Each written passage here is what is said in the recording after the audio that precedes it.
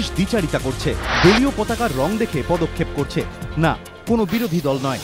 একটি মামলার শুনানিতে এই মন্তব্যই করলেন হাইকোর্টের বিচারপতি সঞ্জীব বন্দ্যোপাধ্যায়। কোন মামলার প্রেক্ষিতে এই মন্তব্য? পশ্চিম মেদিনীপুরের গড়বেতা থানা এলাকার আমলাগড়ার বাসিন্দা নিমাই দলুই পঞ্চায়েত ভোটে নির্দল প্রার্থী হিসেবে প্রতিদ্বন্দ্বিতা করেন। তার পরিবারের অভিযোগ, শুরু থেকেই প্রার্থীপদ প্রত্যাহারের জন্য শাসক দলের সদস্যরা তাদের হুমকি দিচ্ছিল। 11 তারিখ পশ্চিম মেদিনীপুরে ভোট হয়। নিমাই দলুইয়ের অভিযোগ, 13 তারিখ থেকে তাঁর ভাই গণেশ দলুই নিখোঁজ হয়ে যান। 18 তারিখ কংসাবতী নদীর একটি সেচ খালের পাশ থেকে উদ্ধার হয় গণেশের দেহ।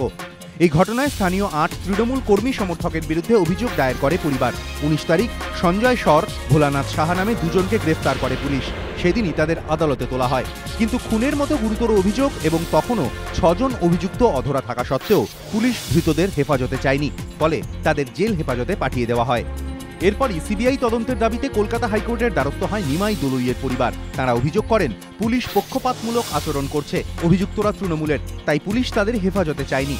বৃহস্পতিবার এই মামলার শুনানিতে বিচারপতি সঞ্জীব বন্দ্যোপাধ্যায় মন্তব্য করেন, পঞ্চায়েত ভোট পরবর্তী হিংসা সংক্রান্ত একাধিক মামলা আদালতের গোচরে এসেছে। দেখা যাচ্ছে পুলিশ এখন দ্বিচারিতা করছে, দলীয় পতাকার রং দেখে পদক্ষেপ করছে। শাসক দলের পতাকার তলায় থাকলে একরকম, না থাকলে আরেক রকম।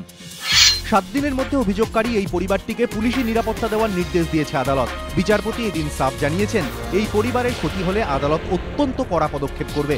খুনের অভিযোগ থাকা সত্ত্বেও ধৃত 2 অভিযুক্তকে পুলিশ কেন হেফাজতে চাইল না, 7 দিনের মধ্যে সে বিষয়ে রাজ্যের কাছে রিপোর্টও চেয়েছেন বিচারপতি।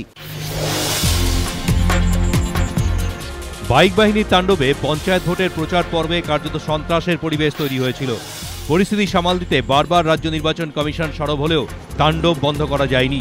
বারবার অভিযোগের আঙুল উঠেছে মূলত শাসক দলের বিরুদ্ধে। জেলা প্রশাসনের বিরুদ্ধেও নিষ্ক্রিয়তার অভিযোগ উঠেছে। কমিশন সচিব তপস রায় বৃহস্পতিবার বলেন, ডিজি এবং স্বরাষ্ট্র সচিবের সঙ্গে বৈঠকে বাইক বাহিনী নিয়ে আলোচনা হয়েছে। ওনারাই পরামর্শ দিয়েছেন এ ব্যাপারে সুনির্দিষ্ট নির্দেশিকা জারি করার জন্য। সেই অনুযায়ী খুব দ্রুত নির্দেশ জারি করবে কমিশন। এদিনের বৈঠকে সিদ্ধান্ত হয়, ভোট গ্রহণ কেন্দ্রগুলিতে ন্যূনতম 4 জন বন্দুকধারী এবং 4 জন লাঠিধারী পুলিশ মোতায়েন করা হবে। 3 বা তার বেশি বুথের ভোট কেন্দ্র হলেই সেই ভোট গ্রহণ কেন্দ্রের দায়িত্বে থাকবেন একজন সাব ইন্সপেক্টর পদমর্যাদার অফিসার। শান্তিনিকেতনে খোয়াইয়ে 25,000 বর্গফুট জায়গা নিয়ে আবাসন প্রকল্প গড়ছে একটি বেসরকারি সংস্থা। নির্মাণ বেআইনি দাবি করে কলকাতা হাইকোর্টে একটি জনস্বার্থ মামলা দায়ের করেন শিল্পী যোগেন চৌধুরী।